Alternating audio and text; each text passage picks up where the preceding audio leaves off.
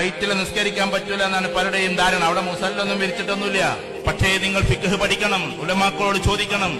അപ്പൊ നമ്മൾ എന്താ ചെയ്യേണ്ടത്? അവിടെ തയമ്മം ചെയ്യാനാണെങ്കിൽ നമുക്ക് മണ്ണുണ്ടാവില്ല. അപ്പൊ ചെയ്യേണ്ട പണി എന്താ? നമ്മുടെ മുമ്പിലുള്ള സീറ്റിൽ ഉറക്കടിക്കൊന്നും വേണ്ട, ആ മനുഷ്യൻ അറിയും കൂടി വേണ്ട. മെല്ലെ ഒരു അടി അടിക്കുക, എന്നിട്ട് മുഖം തടവുക, എന്നിട്ട് നീയത്ത് വെക്കേണ്ടത് എന്താ? തയമ്മത്തിന്റെ നീയത്താൻ. ഒരടി കൂടി അടിക്കുക, വലത്തെ കൈയും ഇടത്തെ കൈയും ഇതേപോലെ തടവുക. എന്നിട്ട് കാലൊന്നും തടവാൻ പോട്ടെ. ചില ആളുകൾ കാണാൻ ഇങ്ങനെ പിടിച്ചിട്ട് കാലൊക്കെ തടവണം. തയമ്മത്തിന് കാല് തടവലില്ല. ഈ രണ്ടവയവം മാത്രം, മുഖവും മുൻകൈയും മാത്രം. എന്നിട്ട് അവിടെ ഇരുന്നോണ്ട്, ഈ ആൾക്ക് ശല്യമൊന്നും വരാതെ ഇരുന്നോണ്ട്, ഉറക്ക ഫാത്തിയോതണ്ട, ഉറക്കതാക്കണ്ട, മെല്ലെ ചൊല്ലിക്കൊണ്ട് നിങ്ങൾ നിസ്കരിച്ചോ.